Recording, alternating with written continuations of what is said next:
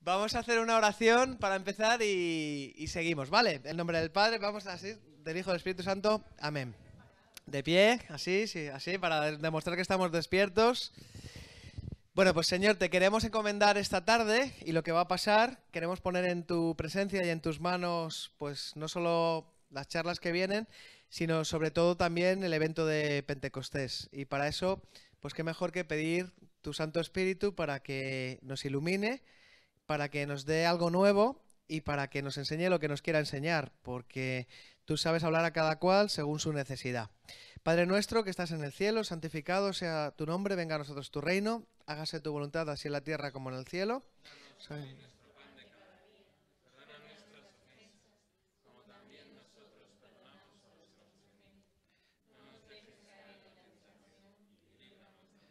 Dios te salve María, llena eres de gracia, el Señor es contigo, bendita tú eres entre todas las mujeres y bendito es el fruto de tu vientre Jesús.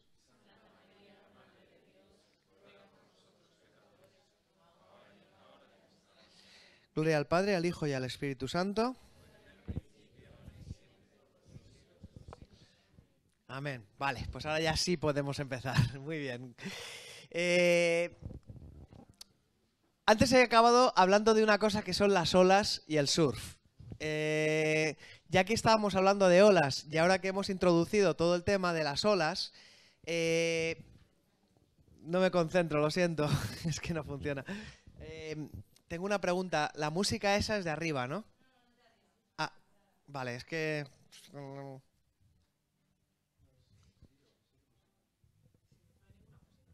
Que no hay música. En ocasiones veo cosas y oigo músicas y tal. Bueno, como os estaba hablando del tema de olas, a lo mejor pensáis, esta panda de colgados nos vienen aquí a hablar del tema del surf y se lo han inventado todo. Pero nos pasó una cosa muy curiosa cuando estábamos preparando esto, que pues uno pues a veces ora y dice, pues a ver de qué hablo, y otras veces piensa y otras veces camina y prepara. Y a mí se me ocurría el tema del historiograma, que es como hacer historia, ¿no? Y decir, pues, ¿qué ha pasado en la evangelización? ¿Cuáles han sido las olas de la evangelización en la historia de la Iglesia? Y todo esto para aplicárnoslo a nosotros mismos. Esto viene de una comunidad que es Fe y Vida, que cuando fuimos a visitarles estaban en un momento de impasse, es decir, no sabían por dónde continuar y no sabían exactamente cuál era el siguiente paso. Y como no sabían cuál era el siguiente paso que tenían que dar, se fueron a Ikea, compraron un rollo de papel, lo extendieron en un muro y empezaron a escribir su historia, desde que empezaron. El día que vino fulanito, el día que se fundó el grupo, el día que fuimos a no sé dónde, con los momentos históricos que habían vivido. Y todo esto para intentar ver cuál era, pues, digamos, el patrón o el lugar hacia el cual les estaba conduciendo Dios, lo cual era súper chulo y súper interesante, porque a veces perdemos la perspectiva y estamos viviendo una cosa afanados, trabajando, peleando, haciendo lo que haga falta hacer y no tenemos tiempo de mirar en perspectiva, con lo cual el volver al primer momento y seguir mirando para ver qué había dicho Dios es muy bueno. Hay gente que le gusta llevar cuadernos, ¿no? Y uno lleva un cuaderno de su vida y después, años después o meses después, lo lee, ¿no? Yo, por ejemplo, tengo una mala costumbre que es que cuando me voy de viaje y necesito un cuaderno, tengo como 4 o 5 cuadernos que voy usando a lo largo de los años y luego se quedan ahí y luego los cojo aleatoriamente. Y me encontré una cosa muy graciosa, el cuaderno que me traje para esto, que está en mi maletín, pero bueno, no, da igual, no os lo voy a enseñar. Tenía la primera charla que di de presentación de Alfa en Barcelona, que fue no sé si hace 6 o 7 años, ¿no? Y entonces yo como los uso para varias cosas, pues la siguiente cosa que he escrito en el cuaderno ha sido la charla de hoy. Y dices, jo, fíjate, a lo mejor ahora no significa nada, pero si yo cojo el cuaderno dentro de 5 años y digo, fíjate, en el 2000 no sé cuántos, primera presentación de Alfa. En el 2013, presentación en Notemo. Tal, en el 2017, yo qué sé, ¿no? El hombre llegó a la luna por segunda vez. Yo qué sé, pero de repente ves algo que Dios te ha querido decir, ¿no? Y eso le ha pasado al pueblo de Israel, que no entendía la perspectiva de su historia, hasta que no vino Jesucristo y la completó. Y también le ha pasado a la Iglesia en muchas ocasiones, ¿no? Porque ha vivido procesos, ha vivido momentos y no ha terminado de ver hasta que no se han completado esos procesos. Entonces, con esa idea yo se lo comenté a Manu y Manu me dijo, pues me estoy leyendo justo un libro de Canta la Mesa con las homilías de Adviento y él empieza hablando de las olas de evangelización en la iglesia. Entonces ya nos caímos para atrás diciendo, bueno, eso es de Dios, entonces hay que hablar de... y vamos a hacer historiograma. Y esto encajaba muy bien, pues un poco con la llamada de Noemí, ¿no? Diciendo, bueno, en No Temo llevamos 5 años y llevamos 2 años haciendo el misión. ¿Qué hacemos ahora? Digo, bueno, yo no soy la respuesta, ninguno de nosotros. ¿Cuál será vuestra respuesta? No lo sé, pero ¿por qué no poner vuestra actividad y vuestro ministerio o vuestra iniciativa en perspectiva? A ver qué dice Dios. Entonces, la idea es un poquito esa, ¿no? Que yo os voy a presentar un poco dónde está la iglesia en el historiograma y después vais a hacer vuestro propio historiograma. Tu historia personal la puedes hacer tú solo o te puedes juntar con la gente de tu grupo y hacer la historia del grupo. Incluso se podrían hacer las dos cosas. Y luego vamos a compararlo con el de la iglesia. A ver si Dios nos dice algo, a ver si vemos algo que no habíamos visto antes, ¿no? Es algo que no sé cómo va a salir, no es que nos dediquemos a hacerlo normalmente, pero promete. Dicho lo cual, solo, claves, esto puede ayudar también para hacer el historiograma personal, pero solo por explicaros un poquito. Primera cosa, esto, la parte de arriba está cogida de Canta la Mesa, del libro Como una estela del navío o como el navío de una estela, no, como la estela del navío. Canta la Mesa, esto parece publicidad, pero bueno, como la estela de una nave, es que depende de dónde sea el libro. Canta la Mesa está hablando de que la historia en cristiano es como una nave que es triangular en su proa, de manera que va rompiendo las olas, va rompiendo y va avanzando y va creando una estela, ¿no?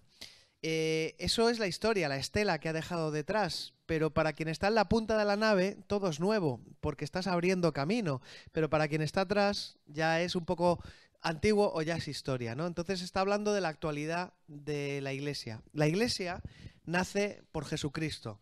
Jesucristo empieza y se dice de él en el Apocalipsis que él es el alfa, aquí veis representada la letra alfa, y necesitaba haberme traído el puntero y no me lo traje, y él es el omega, alfa y omega, principio y fin de todas las cosas. La historia en cristiano, para un cristiano, es algo lineal, no es algo que se repite, no es algo circular. Eso lo pensaba, por ejemplo, Platón y lo pensaban algunos de los antiguos, ¿no? Estamos condenados a repetir siempre, algunas filosofías e incluso algunas religiones. Pero el cristianismo nos habla de que en el principio era el verbo y el verbo estaba con Dios, Jesucristo, y Él es la compleción de todo, qué mal hablo. Él es en Él se resume todo. De manera que una cosa curiosa, como cristianos no podemos mejorar. El cristianismo que empieza con Jesucristo no se puede mejorar. No se trata de que con los siglos vayamos a mejorar el producto. Si hablamos de producto, como la evangelización tiene un objeto que es Jesucristo, sino que en Jesucristo ya está todo dicho, está todo hablado. Y vivimos entre tiempos, entre la primera venida de Jesucristo y la segunda venida de Jesucristo, como Él nos dijo, ¿no? Que volvería. Y una vez que Él vino, Él deja a la iglesia como realidad histórica, que se encarna en la historia igual que Él se encarna, y que va transcurriendo con los siglos, pero es una historia lineal que va hacia esa segunda venida de Jesucristo, esa parusía, ese momento escatológico de decir, bueno, pues ya se acabó la historia. Entonces, mientras tanto, estamos aquí nosotros divirtiéndonos, viendo a ver qué pasa, ¿no? Y en la historia de la iglesia, Canta la Mesa lo que hace es identificar olas de evangelización. Entonces él hace la historia de la evangelización y dice, en diferentes momentos de la historia ha habido esos picos de los que yo hablaba antes, ¿no? Esas olas. Y han tenido cada uno un protagonista. Y el primero que cuenta es el de la iglesia primitiva, siglos 1 a 3. La iglesia primitiva tenía a Jesucristo, bueno, no tenía a Jesucristo, Jesucristo se va y empieza la iglesia. Y en el momento en el que empieza la iglesia primitiva, hay 2 siglos en los que el cristianismo se impone por su propia fuerza, la propia fuerza del mensaje cristiano, sin más añadidos, sin más beneficio, al revés, con mucho problema, porque si tú eras cristiano te cortaban la cabeza o te echaban al circo, ¿no? Pero la propia fuerza de Pentecostés y de esos cristianos que toman como propia la labor misionera, el mandato misionero de Jesucristo, de manera que era una época en la que mucha gente viajaba por todo el mundo conocido con esa labor de predicar, de anunciar, de expandir. Hay un primer momento, Jesucristo, alfa, llamémoslo primer momento, pero hay un segundo momento en el que esos propios cristianos primeros se lanzan a la evangelización y de hecho evangelizan el mundo entero. el mundo conocido, llegan hasta Roma, y en Roma hay un punto en el que acaba siendo la religión que se impone, el cristianismo. Pero antes de que esto pase, eh, eh, se va mejorando el concepto porque se van creando comunidades y van surgiendo iglesias particulares que, pues uno dice, pues la iglesia San Pablo, ¿dónde iba? Pues primero se va a Éfeso, ¿no? Y funda una iglesia, luego se va a, yo que sé, a Corintio, luego se va a donde sea. El hecho es que hay un punto en el que esas comunidades que empiezan a crecer lo hacen en torno a la figura de los apóstoles y después de sus sucesores, de los obispos. Y bueno, pues sí, tienen presbíteros, tienen diáconos. Es una iglesia muy estructurada al principio en torno a las casas, el oikos, ¿no? Los cristianos que se reúnen.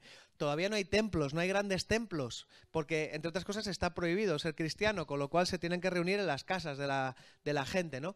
Es un momento de cristianismo primitivo al que, conforme se va imponiendo el cristianismo y se organizan más las comunidades, va surgiendo la figura del obispo. Y el obispo, que es una persona muy cercana, como un pastor, como un padre de todos, al que todo el mundo acude, que todo el mundo puede acceder y que te da esa continuidad con los apóstoles, pues se convierten en protagonistas también de esa primera evangelización. Y por eso Canta la Mesa dice, en este primer momento, primero los cristianos, los carismas, las personas particulares, y después los obispos como reflejo de esas comunidades cristianas que evangelizan y como cabeza de ellas.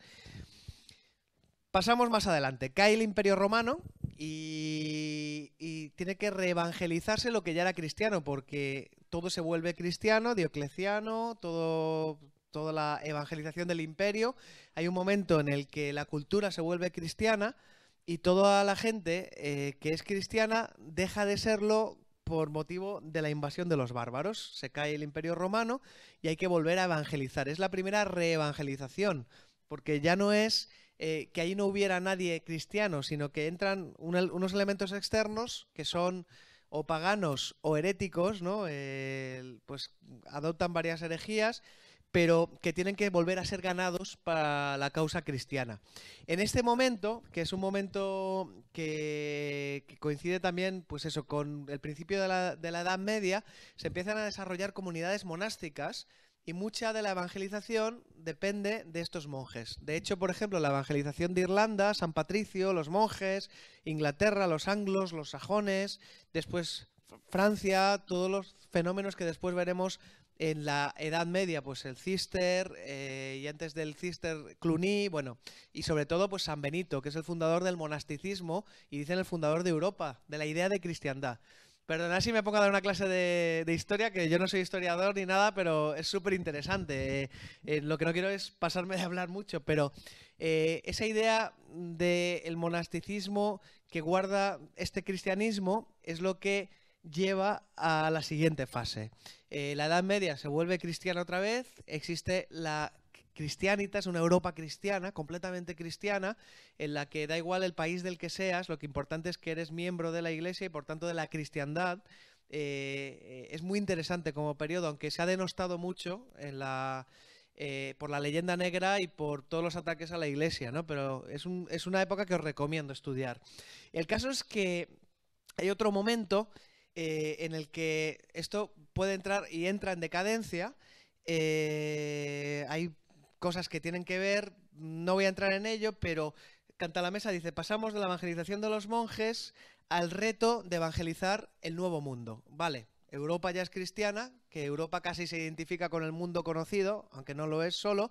Hay esfuerzos misioneros que se empiezan a hacer en el siglo XV-XVI. San Francisco Javier se va como apóstol del Japón, se va a China y va a India, ¿no? Por ejemplo.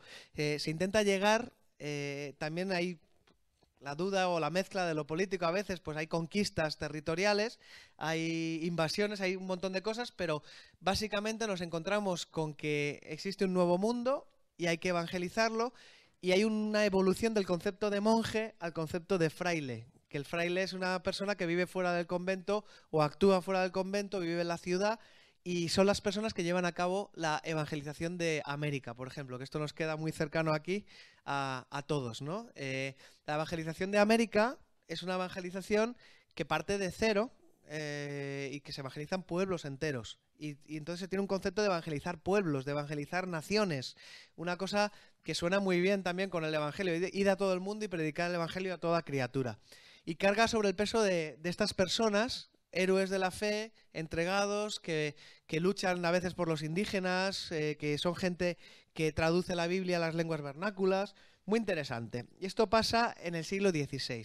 Es una ola nueva de evangelización que llega hasta hoy. Si os dais cuenta, aquí que está mucha gente de Latinoamérica, pues esa gente que evangelizaron al principio todavía mantienen eso. De tal manera que, por ejemplo, la Iglesia Católica, el 51% de los católicos hoy en día viven en Latinoamérica. Y ya tenemos papa latinoamericano, o sea que la cosa, fijaos si es una ola que ha tenido efectos, ¿no?, de evangelización.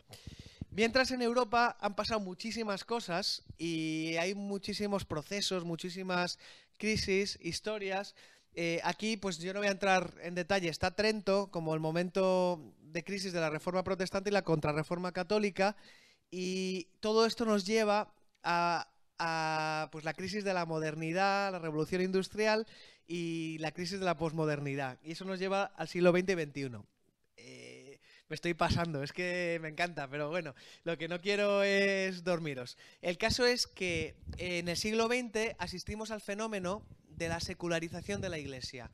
Una Europa que había sido, primero, pues por el primer anuncio en la Iglesia primitiva, se había hecho cristiana, había perdido la cristiandad, se había vuelto a hacer cristiana por la reevangelización de los monjes y había tenido ese concepto de civilización cristiana. Poco a poco, por cambios sociales, cambios culturales, va perdiendo esa raíz, esa raigambre, y se va convirtiendo en un lugar donde empiezan a nacer todas las filosofías modernas que llegan hasta la muerte de Dios y pasan por todo tipo de filosofías idealistas que me estoy pasando otra vez, me estoy poniendo muy elevado, pero que sobre todo llevan a una situación en el siglo XX en la que la Iglesia entra en crisis. Hay una crisis. Parece que lo que la Iglesia vive no se corresponde con lo que la cultura vive. Y hay, primero, un enfrentamiento con la modernidad. Y la Iglesia ataca la modernidad como enemiga del cristianismo, con mucha razón, porque es una filosofía y un modo de ver político que es enemiga de lo cristiano, que solo quiere coger los valores de lo cristiano, pero echar a Jesucristo de esa Europa cristiana, ¿no? Esto suena, sigue pasando hoy en día. O sea, también somos hijos de eso, ¿no? El caso es que hay un momento en el que la Iglesia hace un concilio pastoral, Concilio Vaticano II, ahora voy a entrar en los concilios y esas cosas, en el que hay una especie de reconciliación con lo que se puede reconciliar de lo moderno e implanta la Iglesia en el mundo de hoy en día. Y es un momento en el que pues conviven frailes, conviven monjes, conviven obispos, conviven órdenes religiosas tradicionales y una iglesia diocesana, pero es la hora de los laicos. El concilio, uno de los titulares es que es la hora de los laicos. Ha llegado el momento en el que la evangelización es también responsabilidad de todos los laicos. Y vivimos en ese momento. Hay gente que dice, una nueva evangelización no será posible si no hay laicos capaces de evangelizar y preparados. ¿Y quién prepara a esos laicos? Porque, obviamente, en un contexto de crisis en el que habíamos identificado a la Iglesia con los curas y las monjas y los consagrados, vemos que no hay suficientes, hace falta más cosas, pero el Concilio Vaticano dice, ojo, que hay 3 vocaciones en la Iglesia: los consagrados, los que son monjas, monjes, los sacerdotes y los laicos. 3 vocaciones, igual dignidad. Y va evolucionando una cosa que está en la tradición cristiana, pero es el bautismo, y dice, la responsabilidad bautismal es de todos, todos tenemos que evangelizar. Esto no es un problema, digamos, de que salgan unos cuantos iluminados, como al principio, entre comillas iluminados, gente muy ungida, con carismas especiales. No es cuestión solo de que la gente se meta todos a monjes para evangelizar o que se metan todos a frailes. Ahora mismo es una labor de toda la Iglesia. La Iglesia existe para evangelizar. La Iglesia no es que se invente nada nuevo, es que son como caras de un mismo diamante que se van reflejando en momentos diferentes, y en un momento dado una tiene más importancia que la otra o más visibilidad, pero está descubriendo y está volviendo al principio. La Iglesia siempre está volviendo a Jesucristo, siempre está enraizándose en Jesucristo y va hacia el final, el alfa y el omega, el principio y el fin. Bueno, esto es la clasificación que hace Cantalamessa en su libro, y nos mete de lleno en la nueva evangelización. En el siglo XX y en el siglo XXI, digo yo, lo que procede es la nueva evangelización. Y de hecho en el siglo XX aparece un papa que nos habla de la nueva evangelización, diciendo hay que reevangelizar aquellos países de antigua cristiandad que antes eran cristianos. No hay que hacer una evangelización porque ya lo eran. Con lo cual estamos trabajando sobre algo que ya existe, pero es nueva, porque aquí falta algo que se ha perdido a lo largo de todo este proceso histórico. Y de manera que una Europa que antes era cristiana, la civilización cristiana se entendía como el centro y emanó de ella la evangelización del Nuevo Mundo y todo, ahora ya no es cristiana. Vivimos países de antigua cristiandad que han dejado de ser cristianos, lo cual es un problema y nos enfrenta a un reto, el reto de la nueva evangelización. Podemos ampliarlo a Latinoamérica, pensando, bueno, Latinoamérica es mucho más cristiana que Europa y de hecho se puede ver, cualquiera que vaya lo sabe, ¿no? Hay mucha más fe y se vive, parece en otro momento, aunque poco a poco y cada vez más rápido las cosas se van acelerando y se van acercando más a los procesos que se han vivido aquí, ¿no? Pero Latinoamérica también necesita un cambio pastoral y de ahí sale Aparecida, la misión continental y el reto de la nueva evangelización, que de hecho se lanza en Haití, en una reunión conjunta de las conferencias episcopales de allí. O sea que no es una cosa ajena al nuevo continente, aunque venga de otra ola de evangelización. De alguna manera nos estamos igualando y poniendo todos en el mismo punto. Bueno, estoy hablando demasiado y quería hablar poquito, pero bueno, si veo que alguien se duerme, paro. Cuando se callen esos dos, sigo. Por favor, señores. Nos ponemos en el siglo XX. Ahora vamos a hacer una mirada de zoom y vamos a llegar al siglo XX. ¿Qué ha pasado en el XX y el XXI? Que es donde vivimos nosotros y donde nos movemos y son nuestras referencias. La Iglesia, en el Concilio Vaticano I, yo arranco del siglo XIX porque ocurre en 1870 y es un momento muy simbólico. 1869, 1870, se hace un primer concilio vaticano que ocurre en una Roma que todavía tiene un poder temporal, los estados vaticanos existen y está ocurriendo un proceso de independencia en Italia, en Alemania, y de manera que la independencia de Italia, o la unificación, mejor dicho, Italia aparece como país, hasta entonces no es un país, llega a las puertas del Vaticano mientras los obispos están reunidos en el Concilio Vaticano II. Un concilio es una reunión de obispos que deliberan y están pues tomando en consideración situaciones concretas, como puede ser pues una herejía que ha salido, una problemática de la Iglesia, y van a dar una solución que la refrenda el Papa, vamos, que es el Papa el que firma y el que decide, pero el concilio pues también asesora, ¿no? Por decirlo de alguna manera.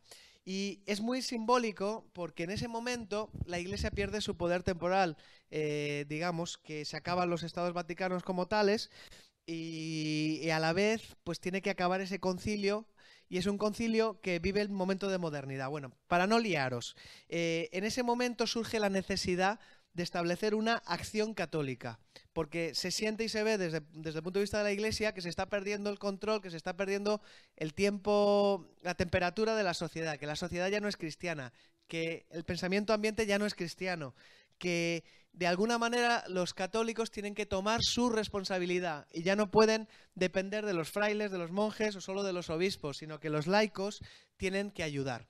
Es una acción católica que empieza a delinearse en 1870 y a principios del siglo XX va tomando cuerpo y se convierte en el instrumento de apoyo a el brazo, digamos, a los pastores de la Iglesia. De manera que se entiende que el católico, que el laico, puede ayudar a hacer algo que es responsabilidad sola de los pastores, de los obispos y delegadamente de los sacerdotes. Esto es una generalización, muy generalización, ¿eh? Que alguien me perdone si me escucha porque se puede matizar de muchas maneras. Pero esta acción católica de alguna manera trabaja bajo la sombra, bajo el ala, perdón, de unos obispos, haciendo lo que pertenece a hacer a los obispos. Pero es una necesidad que ya tiene la Iglesia. Entonces vamos a accionar, ¿no? De alguna manera. Llega el Concilio Vaticano II. Es un momento en el que la Iglesia dice hay que hacer un concilio pastoral. No tenemos ningún problema teológico, no hace falta definir ninguna verdad de fe. Sencillamente necesitamos actualizar y ser capaces de responder al reto de este cambio social que está ocurriendo tan fuerte, porque la sociedad En el 68 cambia brutalmente, ¿no? Hay un momento que es la Revolución del 68 que se escenifica, pero eso ya se está cociendo, ¿no? Y la Iglesia, que es una máquina y una rueda que a veces gira muy lenta, tiene un sentido muy histórico en ese momento, porque a la vez que está ocurriendo ese cambio histórico tan fuerte, como es el mayo del 68, la Iglesia está en el proceso de hacer un Concilio Vaticano II que va a cambiar la configuración de la Iglesia y un montón de cosas y de concepciones, que en el fondo es profundizar otra vez, es volver a Jesucristo, ¿no? Y esta Iglesia, pues hay unos documentos muy importantes que salen del Concilio Vaticano II, Lumen Gentium, que habla luz de las gentes, la Iglesia y el papel de la Iglesia en el mundo. La Iglesia como alegría y esperanza, Gaudium et Spes, y Apostolica Auctositatem, que es el papel de los laicos. Empieza a hablar del papel de los laicos y empieza a descubrir o a redescubrir la vocación bautismal, de manera que todos los miembros de la Iglesia, seamos curas, seamos monjas, seamos laicos, estamos llamados a evangelizar y hacerlo de una manera corresponsable. Es una iglesia que se vuelve más corresponsable en muchos sentidos. De alguna manera esta iglesia quiere repartir la tarea, ¿no? Por decirlo de alguna manera. Y el Concilio Vaticano II es en donde estamos y donde seguimos, porque es lo que planta todas las bases para esta gran ola y este momento que estamos viviendo. ¿Qué es lo que pasa? Hay mucha convulsión después del Concilio Vaticano II. Estoy poniendo aquí los papas, que bueno, es muy significativo. Juan XXIII lanza el concilio, Pablo VI acaba el concilio y Pablo VI instituye los sínodos de los obispos. De manera que en los sínodos, que son unas reuniones que se hacen para tratar de temas concretos y luego el Papa escribe una exhortación apostólica, se empieza a reflexionar sobre temas de preocupación de la Iglesia general. Y son sínodos en los que se traen expertos también y se trae gente que sabe de los temas, ¿no? Y él convoca un sínodo que es muy importante para la evangelización, que es el sínodo de 1974, sínodo de evangelización del mundo moderno. Y de él nace la Carta Magna de la evangelización, que se llama la Evangelii Nuntiandi, que es una exhortación apostólica de 1975, que si uno quiere volver para atrás es el primer documento que tiene que leer. Y es lo que ha leído después Juan Pablo II para hacer todo su magisterio también. En la Evangelii Nuntiandi se nos dice lo de que la Iglesia existe para evangelizar. Y se está hablando de la misión perenne de la Iglesia, es decir, de siempre, de llevar el Evangelio a todos los hombres. Y se está llamando a toda la Iglesia a hacerlo. Es la primera llamada de la Iglesia a despertar, a salir, a hacer esto. Por supuesto que ha habido otras llamadas antes, pero la Iglesia se pone en marcha. La Iglesia tiene procesos y tarda en asimilar y tarda en ponerse en marcha. Después de la Evangelii Nuntiandi de Pablo VI, en 1978, viene Juan Pablo II. Entre medias, ¿qué ha pasado como fruto del concilio? Esa acción católica que colaboraba con los obispos, que colaboraba con los pastores, da paso a los movimientos. Del Concilio Vaticano II, que dicen que es una invocación al Espíritu Santo, nacen los movimientos de la Iglesia, como los conocemos hoy. Aquí he puesto algunos: neocatecumenales, Comunión y Liberación, Renovación Carismática, Focolares, Comunidades Francesas. Hay otras realidades como el Opus Dei que nacen antes del concilio y tienen características también que se van a vivir, que son precursoras también. Hay un montón de cosas que parece que el Espíritu Santo está suscitando y tienen unas características en común. Una de ellas es esta responsabilidad de los laicos. Son comunidades que tienen gente dentro que está tan dedicada como lo estaba un fraile en el siglo XVI o un monje en el siglo IX, sin ser monje, sin ser fraile y viviendo en el medio del mundo. Y son gente que empiezan a desarrollar carismas. Un carisma es una manera de ser dentro de la Iglesia, ¿no? Una gran familia religiosa es la de los franciscanos, el carisma franciscano, el carisma jesuítico, todo eso estaba antes. Pero aparecen también estos carismas laicales, por decirlo de alguna manera. Y esto tiene una base también en el concilio. El concilio ha hablado de esto. Ha hablado de que la Iglesia ordinariamente pues tiene sus pastores y también tiene gente con carismas particulares que son capaces de llevar a cabo la llamada de Dios en un momento dado. Siempre en comunión con los pastores, muy importante, ¿no? Estos movimientos empiezan a ocupar el panorama eclesial. En muchos sentidos hay gente que dice, bueno, hay un momento de crisis muy fuerte después del concilio, en la iglesia diocesana y los movimientos parece que tiran para arriba, ¿no? Y son los que tienen vocaciones, los que tienen gente, los que, yo qué sé. Hoy en día, por ejemplo, el Día de las Familias, los neocatecumenales en Roma, en Italia plantaron 300.000 personas. Y le decían a la iglesia, lancen el Día de las Familias. Ya, pero es que no sabemos si va a fracasar. Yo te pongo 300.000 personas, ¿no? Mueve mucha gente en el mundo entero. Estos movimientos entrelazan aquí en el gráfico con la acción católica, porque la acción católica también se configura como un movimiento. Y cuando, por ejemplo, pues vas a una reunión de los movimientos en el Vaticano, también está la acción católica. Pero son dos conceptos diferentes, aunque la acción católica contemporánea se pueda configurar también como movimiento, ¿no?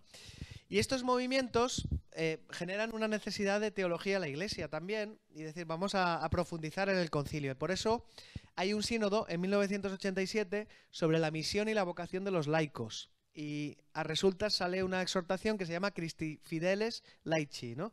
Los fieles de Cristo, los laicos, ¿no? Y aquí se insiste en el tema de la corresponsabilidad bautismal. Somos todos igualmente responsables de la misión de la Iglesia por nuestro bautismo, de manera que colaboramos sacerdotes, consagrados y laicos. Y esto da carta blanca, en un cierto sentido, a lo que ya estaba ocurriendo con el tema de los movimientos, que son muy importantes en la Iglesia. Bueno, esto ya nos ha metido de lleno en Juan Pablo II. Juan Pablo II lanza en 1979 la idea de nueva evangelización en Polonia, pero se va al Nuevo Mundo y se va a Haití en el 83, hay gente que dice el 82. Yo cuando leo libros cada uno dice el 79, otro el 83, pero 81 Puerto Príncipe, sí.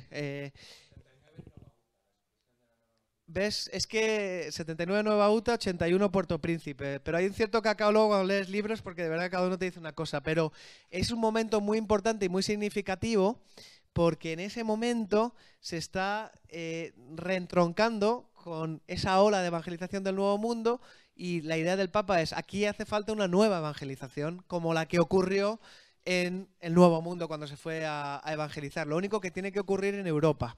Y tiene que ocurrir en los países de antigua cristiandad, aunque luego también se aplique a los países de nueva cristiandad, porque también pierden cristianismo en algún momento dado, ¿no? Y de ahí sale la expresión, una evangelización nueva evangelización, nueva en su expresión, en sus métodos y en su ardor. Bueno, nueva en su ardor. Venga, sigue. Ardor, métodos, expresión. El caso es que yo no sé vosotros, yo me convertí en el 91. Cuando yo me convertí, me compré un libro al año o al menos que decía ¿qué es la nueva evangelización? O sea, se hablaba de la nueva evangelización y todo el mundo lo tenía como un capítulo en la Facultad de Teología, por lo menos se nombraba. Pero ciertamente las cosas se hacían como siempre y las cosas parecían las de siempre. Y la Iglesia en muchos sentidos parecía como que no había asimilado todo esto que se estaba diciendo. Y era una cosa que estaba escrita, o sea, que no es una cosa que nadie se hubiera inventado, sino que simplemente como proceso la Iglesia estaba asimilando esto. ¿Qué es lo que ocurre? Que, pues lo que os conté por la mañana, que decían estos auditores del sínodo de Nueva Evangelización. La nueva evangelización estaba en la mente de todos, pero nada más.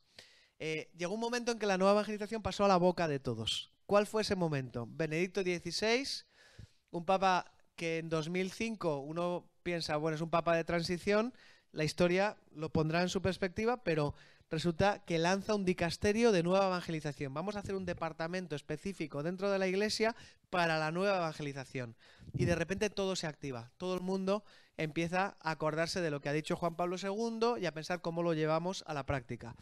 ¿Cuál es la diferencia de cuando lo dijo Juan Pablo II? Quizás no estábamos ni de lejos tan mal como estábamos ahora. Ahora es una necesidad, es una obligación, sí, pero también es una necesidad. O sea, es que o hacemos nueva evangelización o no seremos. O sea, nos jugamos el todo por el todo. En un cierto sentido hemos llegado a un cruce de caminos y la respuesta es la nueva evangelización, pero no es la respuesta a tener la iglesia llena de gente, es la respuesta al mundo. Si el mundo no es cristiano, el mundo perece. De hecho, esto me lo decía un amigo mío que no cree, que habla muchísimo de religión conmigo y me llegó el otro día y él no traga la iglesia y me dijo, he llegado a la conclusión de que la iglesia católica es necesaria, porque si no, nos comería el Islam y aquí no habría libertad y tal. Es una primera conclusión que es bastante interesante, ¿no? La nueva evangelización no se hace porque queramos tener las iglesias llenas. Anda, fíjate, antes teníamos las iglesias llenas, se nos han vaciado, vamos a hacer la nueva evangelización para llenarlas otra vez. No, nace de la esencia de la iglesia, y una iglesia que no evangeliza es una iglesia muerta, con lo cual habrá perdido su esencia si no es capaz de evangelizar. Y esto nos lleva a lo que os decía por la mañana de la crisis de fe. El problema de la evangelización, nos decía los lineamenta, es que no hay fe, hay una crisis de fe en la iglesia, porque una comunidad cristiana que tiene fe evangeliza por naturaleza. Con lo cual esto evidencia una crisis muy fuerte y una carencia muy fuerte que no se soluciona solo con salir a la calle. Hace falta trabajar en la fe. Y entonces llega el Papa Benedicto XVI e instituye el año de la fe. Y dice, va a empezar el sínodo, empieza el sínodo en 2012, en octubre, 50 años justos del Concilio Vaticano II. Él rememora y hace una procesión igual que la que se hizo en el Concilio Vaticano II. Fijaos que en el Concilio Vaticano II había pasado una cosa curiosa. En el Concilio Vaticano I, el Papa se esconde, digamos, deja de tener estados en Italia, deja de ser un príncipe temporal y ya solo tiene pues la Iglesia como realidad espiritual, y no vuelve a salir del Concilio Vaticano II hasta que se nombra un Juan XXIII, que para preparar el concilio, el domingo antes del concilio, sale en tren y se va a Loreto. Y el Papa saliendo del Vaticano por primera vez en decenas de años. Eso es una notición que ocurre, ¿no? La Iglesia sale al encuentro, el Papa sale a bendecir a la gente. Es una Iglesia que se ha purificado, que ha perdido cosas temporales que la lastraban y que de repente pues empieza a volar, ¿no? Y empieza a volar en la imaginación y en la llamada de Dios.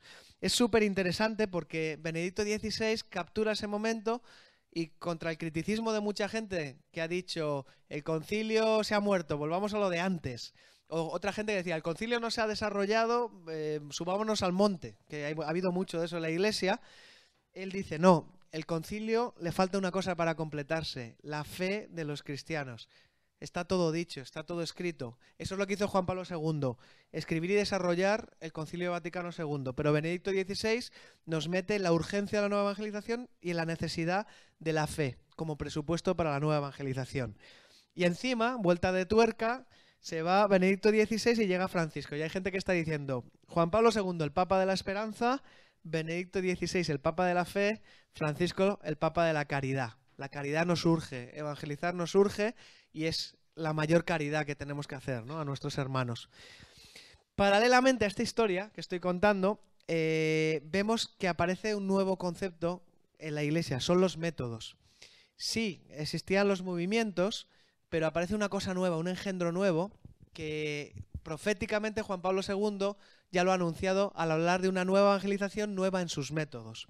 Aparecen métodos de evangelización que no son propiedad de un movimiento, porque hasta ahora los movimientos se siguen pareciendo de alguna manera a las órdenes religiosas de antaño.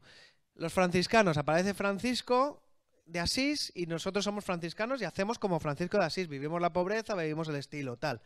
Y en los movimientos aparecen fundadores, aparece un fundador y seguimos el estilo del fundador. Al fundador le gustaba ponerse el calcetín verde y azul, pues nosotros nos ponemos el calcetín verde y azul. Es legítimo, son familias en la Iglesia que desarrollan un carisma, pero hay un momento de agotamiento también que yo veo en los movimientos, que ya no dan más de sí. O sea, hay un momento en el que estos movimientos en los que algunos de nosotros crecimos, ya llevamos 15, 18, 20 años en la Iglesia y ya no entra gente en los movimientos. Parece que ya los jóvenes son los de 40 años, ¿no? Hay un hueco, hay un abismo de 20 años ahí entre unos y otros, ¿no?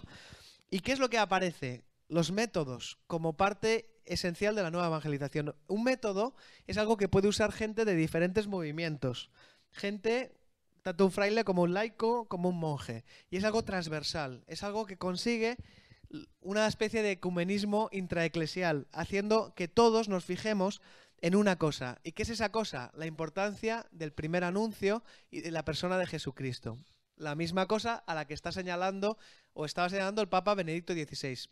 Nueva evangelización, sí, pero esto empieza por la persona de Jesucristo. Para presentar a la persona de Jesucristo hace falta presentar el primer anuncio. ¿Primer anuncio de quién? De Jesucristo, no de la Iglesia, de Jesucristo. Y esto se hace mediante métodos. no le tengamos miedo a los métodos. Como veréis también aquí si os acercáis, pues se interrelacionan los movimientos con los métodos, o sea, son líneas que se entrelazan. Es decir, pueden coexistir y deben coexistir y pueden convivir. Pero estamos en una situación nueva en la que la ola nos demanda trabajar juntos y ya no basta solo con trabajar solos los jesuitas, solo los franciscanos, solo los neocatecumenales, solo los DCL, solo quien sea. Hay un momento en el que decimos vamos a unirnos para hacer evangelización todos juntos. Por ejemplo, los sentinelle del matino, ¿no? Los sentinel del matí, ¿no? Que os digo aquí. Son una gente que no aspira a tener su propia cosa, sino aspira a unir gente de diferentes movimientos, de diferentes realidades de la Iglesia y a enseñarles a evangelizar juntos una vez al mes y que luego vuelvan con ese ardor a su movimiento o a su lugar de origen. Es como la señal de los tiempos, un momento en el que esto está propiciando un panorama eclesial nuevo, e incluso está propiciando un ecumenismo nuevo, porque estamos descubriendo que podemos evangelizar con los hermanos de otras iglesias que son cristianos separados, porque lo que nos une es el primer anuncio. Y la Iglesia lleva años diciéndonoslo, ¿eh? Hay que trabajar juntos en el anuncio de Cristo al mundo. Y el Papa Benedicto XVI se fue a Alemania a decir esto. Tenemos que trabajar juntos en el anuncio de Cristo al mundo. Es un momento en el que podemos echar la vista atrás y ver la historia.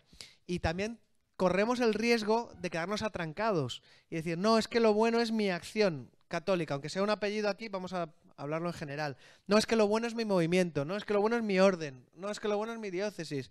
Son momentos y son olas, momentos que ha habido. ¿Que se pueden reutilizar las olas? Sí, porque el agua del mar es siempre la misma, solo cambia cómo sopla el viento. ¿Se deben reutilizar las olas? Sí, lo que no podemos es insistir en olas que ya están muriendo. Y hay cosas que sencillamente no son la ola actual. No lo digo por ningún movimiento en concreto, pero muchas de las metodologías en las que nacieron esos movimientos respondían a un tiempo en concreto. Y a lo mejor ya no responden al de ahora. Os doy un ejemplo. En Alfa dábamos charlas de 40 minutos, porque la charla de Alfa era de 40 minutos, y hoy en día hemos llegado a la conclusión de que para adultos como mucho de 30 y que para jóvenes como mucho de 20. Y Alfa lleva ya 20 y muchos años, ¿no? Casi 30. ¿Por qué? Porque ha cambiado tanto la cultura que una persona joven no es capaz de escuchar más de 20 minutos de charla, lo cual me recuerda que estoy hablando mucho tiempo, ¿no? Pero es la realidad y hay que adaptarse. Si tú dices, no, la charla tiene que ser 40 minutos, porque está escrito así, porque nuestro fundador, si tenemos, lo hacía así, y así tenía los cuadros, y así tenía la casa, y así, pues estaremos aferrándonos a cosas que no son, y estaremos perdiendo la ola. Y hay mucha gente, a lo largo de todos estos momentos, que puede haber perdido la perspectiva. Nos puede haber pasado a nosotros. Cuando hace 10 años todavía no había dicasterio de nueva evangelización, había mucha gente que quería evangelizar y se encontraba con las puertas súper cerradas. Pero ahora mismo, los últimos 2-3 años, hablas de nueva evangelización y todo el mundo abre la puerta. ¡Ay, sí! ¿Cómo se hace? ¿Cómo se hace? Que nos interesa. ¿Qué ha pasado? No ha pasado nada, no ha cambiado nada. Ha cambiado el ritmo de la marea, ha cambiado los vientos, ha cambiado la ola, ¿no?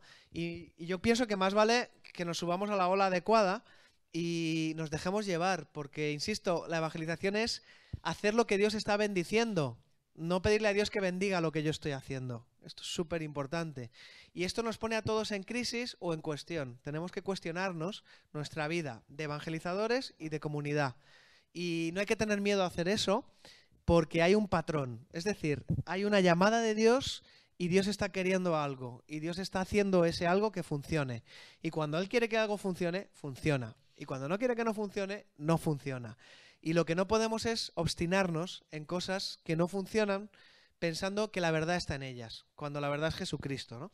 Y por eso yo quería poner esta perspectiva, ¿no? Porque es una doble perspectiva. Hemos entrado en el momento histórico de la nueva evangelización. Se abren muchas puertas, hay muchas perspectivas, no es un momento para el desánimo, para decir qué mal está la cosa, qué mal nos va, a la gente no le interesa esto. Yo pienso que jamás la cosa va a estar tan mal como estaba en el siglo I, cuando mataron a Jesucristo y la cultura era pagana y anticristiana. Y si pensamos que la solución es, como decía un obispo, que yo estuve dando una charla compartiendo con él y dijo en su charla, si pensamos que la solución es la arqueología litúrgica, pues vamos mal. O sea, esto no es un problema de arqueología. Yo no me pongo a ver la historia para hacer arqueología. Yo quiero discernir cuál es la voluntad de Dios hoy en día. Y para eso, ¿qué tengo? Tengo la iglesia y tengo los pastores que están indicando clarísimamente desde hace 50 años el camino por el que debemos seguir. El problema es que eso solo ha estado en la cabeza, ha empezado a estar en la boca y tiene que llegar al corazón. Aunque yo creo que solo llegará al corazón mediante un nuevo Pentecostés, ¿no? Y si yo sigo la voz de la iglesia, sigo la voz de Dios, no me equivoco. Y la iglesia ha hablado y la iglesia nos ha puesto en esta perspectiva laical, corresponsable, también como sacerdotes, también como consagrados, todos juntos para esta misión. Y es una llamada de Dios que se ve muy bonita y muy bien trazada. Dices, jo, qué bien hace las cosas. Oye, yo si fuera Dios las haría así también. Felicidades. Porque es verdad que Dios no da puntada sin hilo. O sea, todo está interrelacionado, ¿no? Solo que a veces no tenemos ojos para verlos, para discernir los signos de los tiempos, ¿no? Como decía Jesús, ¿no? Y bueno, yo quisiera plantearos unas cuantas preguntas y que esto sea un momento de reflexión personal, que os vayáis, no sé, que subáis a la iglesia, que recéis un poco, que penséis, pero que lo hagáis pintando. Mar, no sé quién tiene los rollitos. Hay que recordar lo que te pidan, lo que te pidan. Entonces, tú podrías hacer lo siguiente. Imagínate que haces el historiograma de tu vida. Primero, ¿cuándo nací? Segundo, ¿cuándo nacía la fe? Tercero, sí. Sí. Tercero, ¿he sido evangelizado? Porque yo si quiero evangelizar y no he sido evangelizado, tengo un problema. Necesito pasar por el primer anuncio. Cuarto, mi fe. ¿Dónde está mi fe, no? ¿En qué momentos ha crecido? ¿En qué momentos ha decrecido? Quinto, mi comunidad. O sea, que hagas la historia de tu vida. ¿Qué te ha dicho Dios? ¿Por dónde te ha llevado? ¿A qué sitio te ha llevado Dios? ¿En qué sitio has estado? El día que llegaste a España, los que sois de fuera de España, ¿no? El día que te casaste, yo qué sé, el día que, no sé, momentos de tu vida, sí. Y luego momentos, digamos que cada quien en su vida espiritual, ¿no? Ha tenido momentos históricos que nos han marcado. Un ejemplo, la primera vez que recibí el Espíritu Santo es un momento histórico que de alguna manera nos ha marcado. Entonces un poquito también esos son momentos históricos o de, qué sé yo, que me enfermé y el Señor me sanó. Entonces es un momento histórico que a lo mejor marcó tu vida espiritual.